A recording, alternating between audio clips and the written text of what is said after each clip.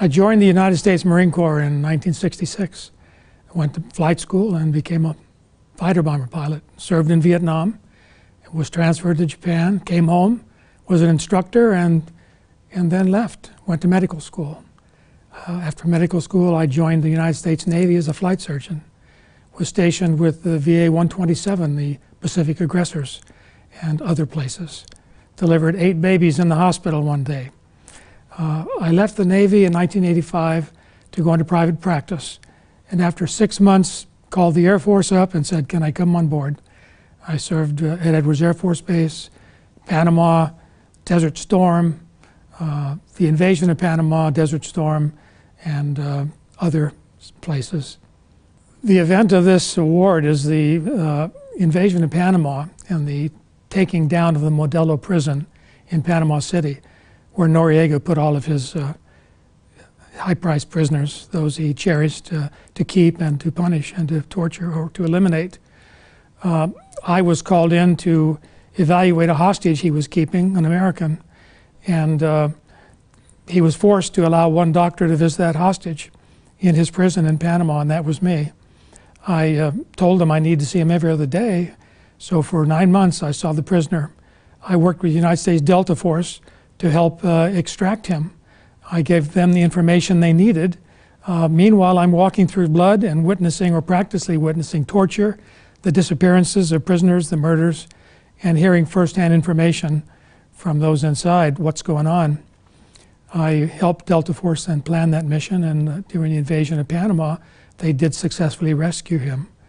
That took 262 days of my life, over 110 missions. Living in Panama during that crisis, it's not like my children and my wife didn't know about it. They didn't know much about my prison visits, but they themselves, my wife people tried to pull her over, the enemy, off the highway. There were other rapes and beatings and disappearances. We lived in duress. They tried to take a bus full of American kids, a tow truck, and a very brave Air Force military policeman with a pistol said, "You're not taking these kids to wherever you were going to take them." That actually happened in Panama. So when I went in the prison and I saw what was happening in there and walked through blood, saw prisoners telling me that so many people were shot just the other day, that officers were killed or hung. These things were daily occurrences for me. Guns to my head. It was a harrowing experience. Thankful to know that when I went home, my family and most Americans would not be subject to that dictatorship. But we were under great duress for 2.5 years. When I was in Panama, I had 6 children with me. The others were grown up. And those 6 children were enough for my wife to take care of. I spent so much time in that prison, and it took so much out of me. When the war was over, the invasion, I transferred out, and my wife did all the packing. I closed up my office and went to the airplane and met her.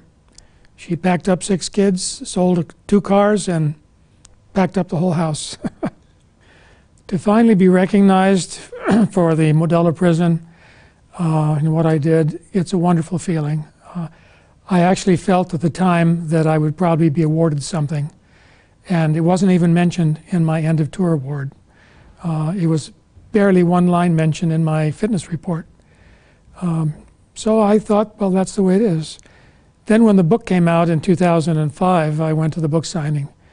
I got reconnected with my commander, and he said it was an oversight on his part. And he put me in for the award then. And it's taken quite a while for it to come through, 24 years. But I'm extremely appreciative and emotional about it. It's for me, a fitting conclusion to my career. To receive the Bronze Star for heroism goes without saying. The words for heroism, valor. To be able to wear the V on this Bronze Star medal is extremely meaningful to me. It means that I have been recognized for what I did as being an act of heroism while serving in the uniform of the United States military. There's nothing on earth that can reward me more than that particular reception of that medal. I'm proud to have been a United States Marine. I grew up during World War II and had read on the Marine Corps history.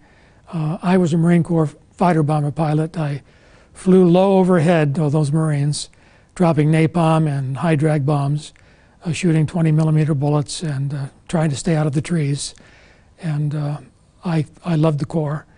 I also loved the Navy. Wonderful gentleman's service. I delivered 8 babies in one day. I flew with the squadrons that flew aggressors, just sort of like a mini red flag. And when I joined the Air Force, I was as proud as can be. My dad was in the Air Force, and I served in Desert Storm as a clinic commander, as the Air Force's only expert trainer in chemical weapons, and performed combat surgery. And on top of that, my church, the Latter-day Saint Church, asked me to be the group leader for all the Latter-day Saints at the forward operating location. So I ministered to the Latter-day Saints during that war, and that was a wonderful experience too. I think delivering those 8 babies in one day was a big highlight for me. Pinning on my Navy wings was an extreme highlight for me also. Being a black sheep. Coming back later and being the black sheep flight surgeon. I don't think anyone has ever been a squadron pilot for the Black Sheep VMA 214 and also been their flight surgeon, but I was. And in my Air Force career, I think serving at the front, the forward operating location at KKMC as a expert in chemical warfare, a clinic commander, and performing combat surgery, those were highlights in my career. I'm proud to have served in the United States military. I think it would be valuable for each of us to read a few of the histories on what our combatants have done in some of the wars and conflicts we've had, to realize that just regular old high school graduate American boys and girls, within a few months of graduation, go off to war and distinguish themselves, put their lives on the line, die by accident or die by enemy action. It's all the same to me. They put their lives at risk for their country. They've done so since the Revolutionary War, and it means a lot to me to know that they do that, and I love them for it. Coming on the base today was a little different than in the past 10 years that I've lived in Las Vegas, commissary, medical appointments. I knew I was going to meet a 2-star general and his vice commander, a 1-star, and a bunch of wonderful people. But nothing could prepare me for what happened in that room today. Those were loving eyes. They were appreciative, gracious. They honored me and brought me to near tears. It was one of the most emotional moments of my life to stand there and have the Bronze Star for heroism pinned on me by Major General Jeff Lofgren. I will never forget it. But by the way, I have to go home now. My wife and I go home. We live alone. I'll take this uniform off. I'll have the memories of all my years of service from 1966. But I'll always miss the uniform and the service.